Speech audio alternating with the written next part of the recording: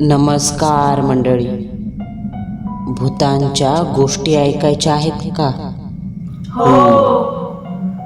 मग चला माझ्यासोबत. कुठे?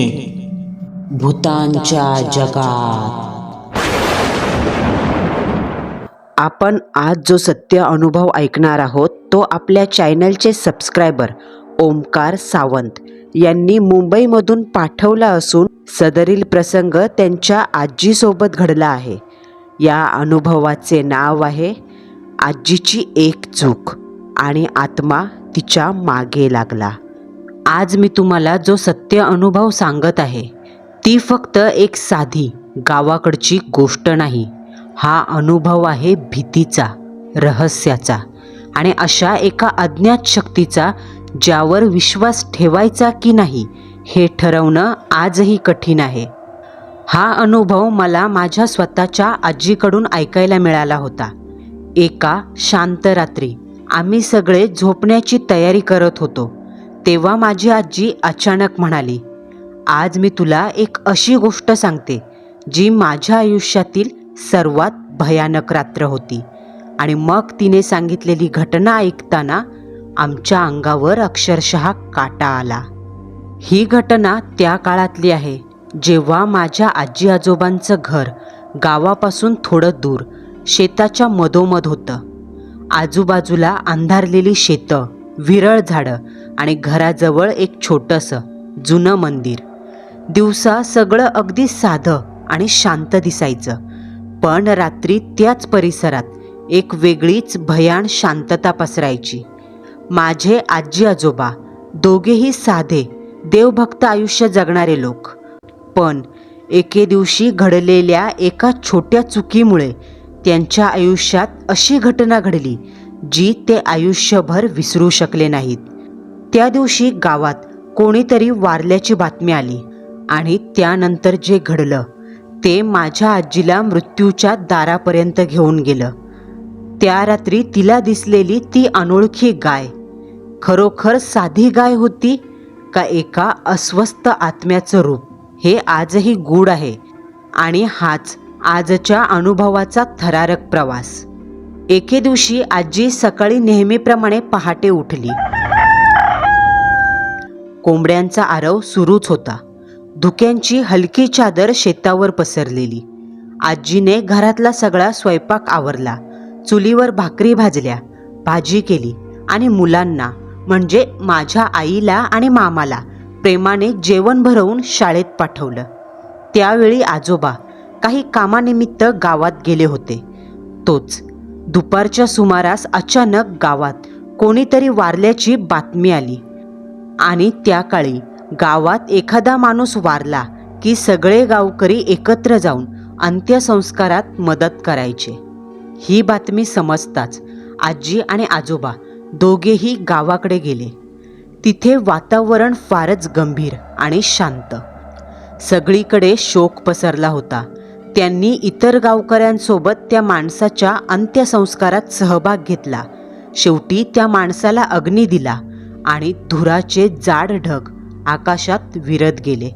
संध्याकाळ होत आली आणि दिवसाचा सगळा थकवा अंगात साचू लागला. त्या ठिकाणी बराच वेळ गेला आणि अखेर रात्रीच्या अंधारात आजी आजोबा परत आपल्या शेताकडील घराकडे निघाले. आजूबाजूला अंधार पसरला होता. फक्त काजव्यांचा हलका प्रकाश आणि दूरवर कुत्र्यांचं भुंकणं ऐकू येत होतं. दिवसभराच्या त्या अंत्यसंस्काराच्या वातावरणानंतर मनात एक विचित्र अस्वस्थता निर्माण झाली. आजीला तर अजूनही कल्पना नव्हती तिच्यासोबत या रात्री काहीतरी गूढ भयान घडणार आहे. रात्री घरी आल्यावर आजी आजोबांनी आंघोळीची तयारी केली, कारण मुलांनी आधीच पाणी गरम करून ठेवलं होतं.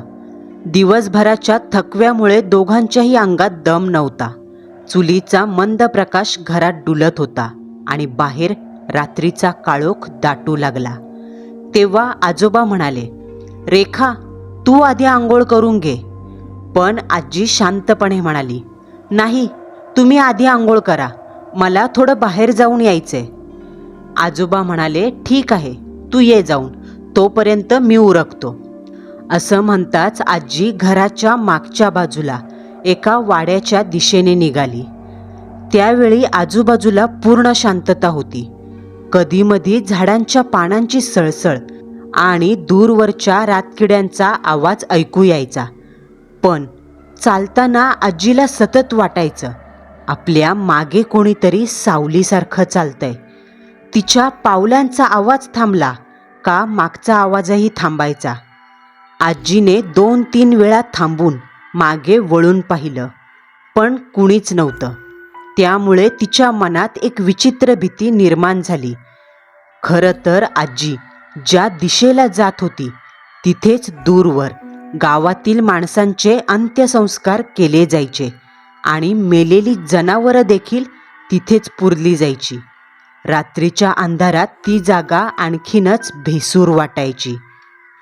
आजी वाड्यापासून साधारण 7-8 फूट अंतरावर येऊन थांबली आणि आपलं काम करून परत फिरू लागली. पण तेवढ्यात तिला पुन्हा जाणीव झाली, जणू कोणीतरी तिच्या अगदी जवळून तिचा पाठलाग करतंय.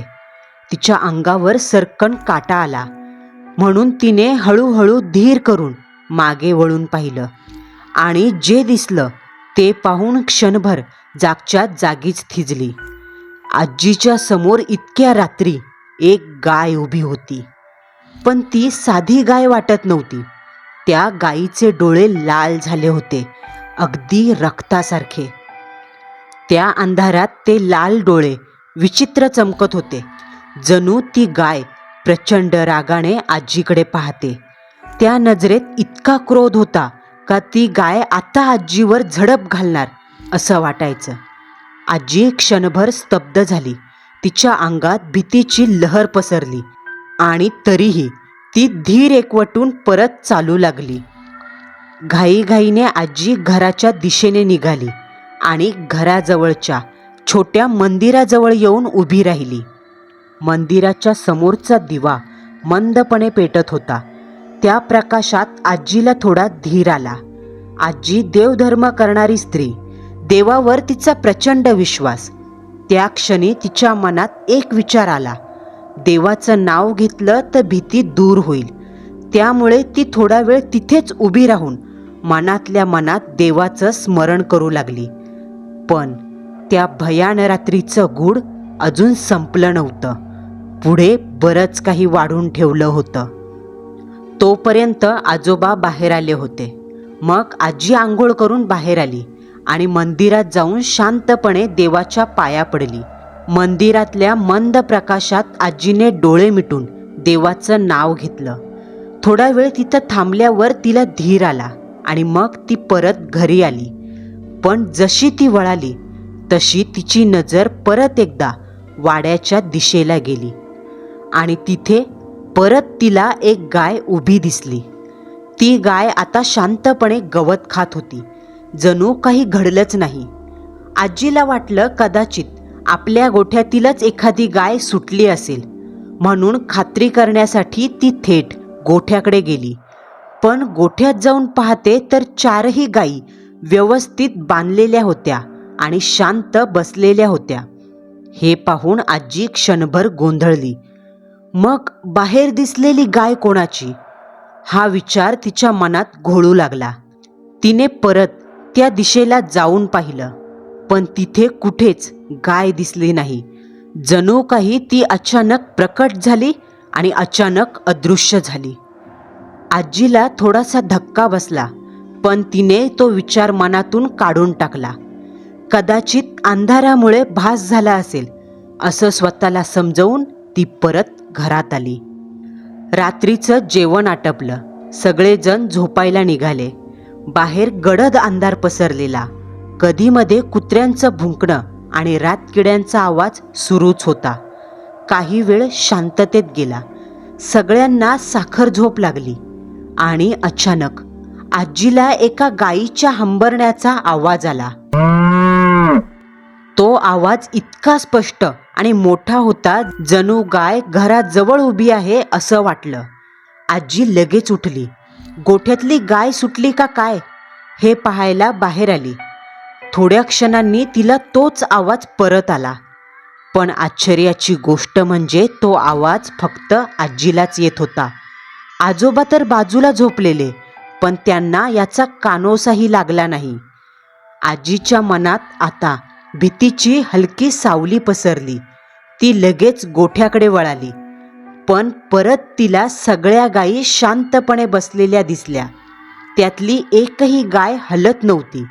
मग आत्ता ऐकलेला आवाज कुणाचा? हा प्रश्न तिच्या मनात अधिक गडद झाला आणि त्या आवाजाचं रहस्य शोधण्यासाठी आजी घरामागे गेली. घरामागे पोहोचताच तिच्या नजरेला तेच दृश्य पुन्हा दिसलं. पुन्हा तीच गाय तिथे उभी. पण यावेळी आजीला कळालं नाही का ती त्या गायीला हाकलण्यासाठी पुढे निघाली आहे. जणू ती गाय आजीला कुठेतरी नेत आहे. तिच्या मनावर कोणत्या तरी अदृश्य शक्तीने ताबा मिळवून तिला चालायला भाग पाडलंय. गाय पुढे चालत होती आणि आजी नकळत तिच्या मागे निघाली होती. त्या भयान रात्री गडद अंधारात त्या दोघी हळूहळू शेताच्या टोकाला असलेल्या ओढ्याकडे गेल्या. गाय थांबेना आणि आजीही थांबत नव्हती. जणू तिच्या पायांवर तिचा ताबाच उरला नाही. तेवढ्यात अचानक मागून आवाज आला, "ए रेखा, एवढ्या रात्रीची कुठं चाललीस?" तो आवाज ऐकताच आजी जणू भानावर आली. आवाज आजोबांचा होता. ती थोडी घाबरून म्हणाली, "अहो, ती गाय आपल्या शेतात आली होती. कुणाची आहे माहीत नाही, हाकलायला आले तिला." पण आजोबा आश्चर्याने म्हणाले, "गाय? इथे कुठे गाय आहे? कोणाला हाकलतेस?" हे ऐकून आजीने मागे वळून पाहिलं आणि खरंच तिथे कुठलीच गाय नव्हती. क्षणभर आधी जी गाय तिच्या अगदी समोर चालत होती ती जणू हवेत विरघळल्यासारखी गायब झाली. हे पाहताच आजीच्या काळजात धस झालं. तिच्या अंगावर शहारे आले आणि 2 मिनिटं ग्लानी आल्यासारखी ती खाली बसली. आजोबांनी तिला लगेच सावरलं. तिचा हात धरून तिला उभं केलं आणि परत घरी आणलं. घरी आल्यानंतर आजीने आजोबांना शांतपणे सगळा प्रकार सांगितला. ती गाय वारंवार दिसते हे सांगितलं. कधी भयान लाल डोळ्यांनी रागाने पाहणारी, तर कधी अगदी साधी शांत उभी.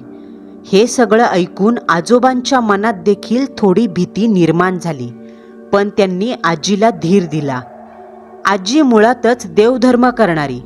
रोज सकाळी उठल्यावर देवासमोर दिवा लावणे, नामस्मरण करणे आणि गावातील मंदिरात जाऊन नमस्कार करणे हा तिचा नित्यक्रम. देवावर तिचा प्रचंड विश्वास. आणि अशात आजीच्या अंगात देवाचं वारं यायचं. गावातील अनेक लोक तिचं वारं सुरू असताना तिच्याकडे सल्ला घ्यायला यायची. कारण आजीला जेव्हा वारं यायचं त्यावेळी तिचा आवाज बदलायचा. डोळ्यात एक वेगळी चमक यायची. जणू कोणती तरी सात्विक आणि अदृश्य शक्ती आपल्याशी संवाद साधते असं वाटायचं. अशात आठवड्याभरातच एक दिवस असा आला का पुन्हा एकदा आजीच्या अंगात देवाचं वारं आलं. संध्याकाळची वेळ होती. घरात मंद प्रकाश पडला होता. देवघरात शांतपणे दिवा तेवत होता. आजी देवासमोर बसली आणि अचानक तिच्या शरीराला हलका कंप सुटला. श्वास जड झाला. क्षणात चेहऱ्यावरचे भाव बदलू लागले. आजोबांना हा प्रकार पाहताच कळालं, देवाचं वारं घुमायला सुरुवात झालीये. आजोबा शांतपणे तिच्या समोर बसले आणि आजोबांनी वाऱ्याला त्या रात्री घडलेला सगळा प्रकार सांगितला. ते म्हणाले, "देवा, रात्री काय झालंय तुला माहीत आहे? हे नेमकं काय प्रकरण आहे?"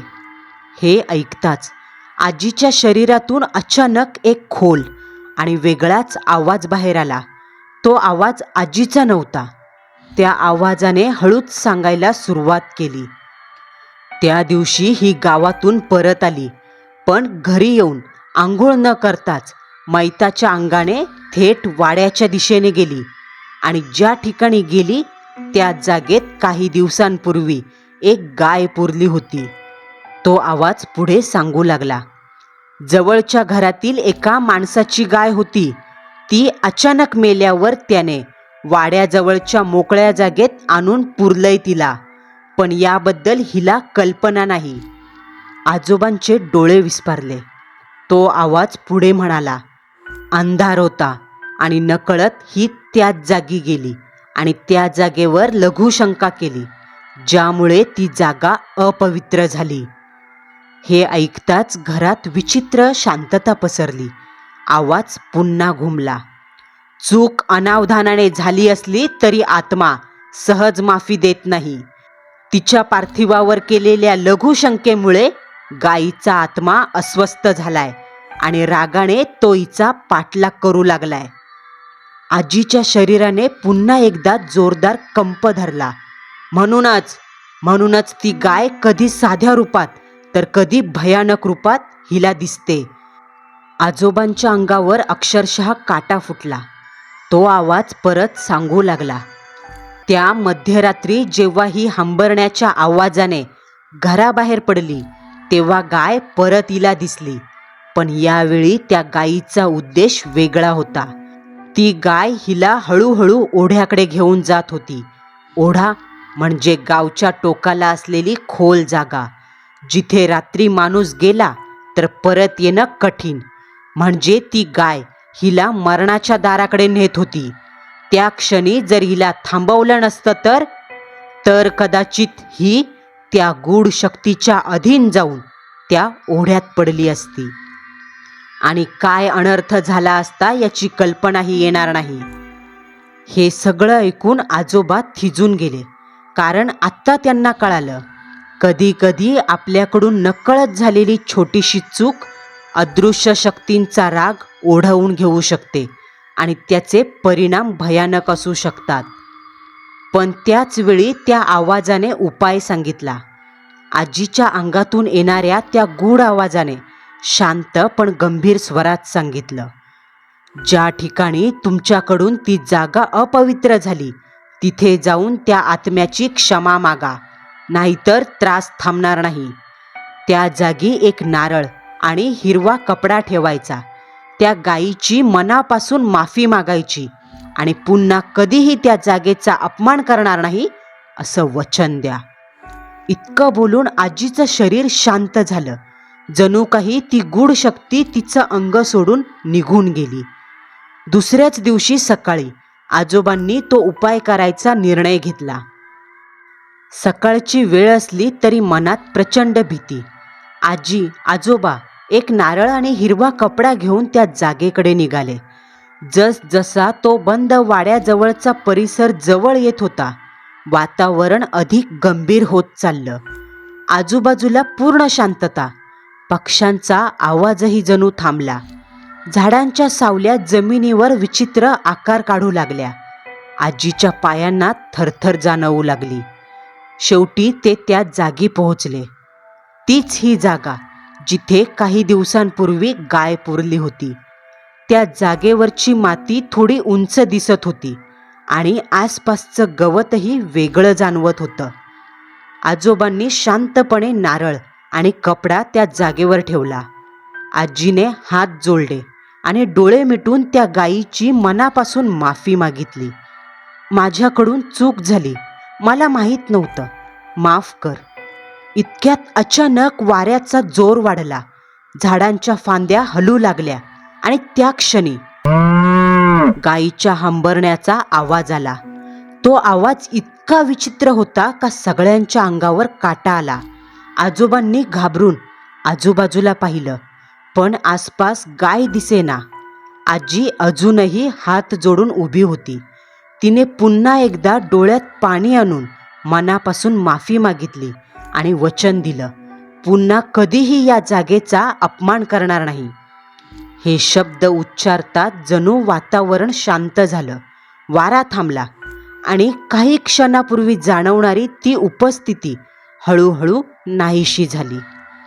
त्या दिवसानंतर आजीला कधीही ती गाय दिसली नाही आणि त्या गूढ रहस्याचा कायमचा अंत झाला. पण आजी आणि आजोबा दोघांनाही आयुष्यभर ती रात्र विसरता आली नाही. कारण त्या दिवशी त्यांना एक गोष्ट कळाली. काही वेळा आपल्या आयुष्यात अशा घटना घडतात ज्यांचं तर्काने स्पष्टीकरण देणं कठीण असतं. त्या रात्री माझ्या आजीसोबत जे घडलं तो फक्त योगायोग होता का खरंच एखाद्या अस्वस्थ आत्म्याची सावली तिच्या मागे लागली होती, हे सांगणं कठीण आहे. पण एक गोष्ट मात्र नक्की, त्या दिवशी जर आजोबांनी योग्य वेळी मागून आवाज दिला नसता तर कदाचित ती गाय आजीला पुढे ओढ्याकडे घेऊन गेली असती. आणि कदाचित आज हा अनुभव मला सांगण्यासाठी आजी जिवंत नसती. गावाकडच्या लोकांचा विश्वास असतो, काही जागा या फक्त माती आणि दगडाच्या नसतात, तर तिथे घडलेल्या घटनांची, वेदनांची, अपूर्ण राहिलेल्या गोष्टींची ऊर्जा तिथे थांबलेली असते. आणि जर आपण नकळत त्या जागेचा अपमान केला तर कधीकधी त्या अदृश्य शक्ती आपल्याला जाणीव करून देतात, मी अजूनही तिथेच आहे. आजीला त्या दिवसानंतर परत गाय दिसली नाही, पण आजही जेव्हा ही गोष्ट आठवते तेव्हा एक प्रश्न मनात येतो. आजही त्या अंधाऱ्या वाड्याच्या परिसरात, शांत ओढ्याच्या काठावर काहीतरी कुठेतरी दडलेलं आहे. आणि म्हणूनच गावातली जुनी लोक हेच सांगतात, काही जागा आणि काही गोष्टी यांचा आदर केला तरच माणूस सुरक्षित राहतो. मंडळींनो, आपला आजचा थरारक अनुभव तुम्हाला कसा वाटला हे कमेंट बॉक्समध्ये कळवायला विसरू नका. पुन्हा भेटू. नवा सत्य अनुभव, नवा थरार.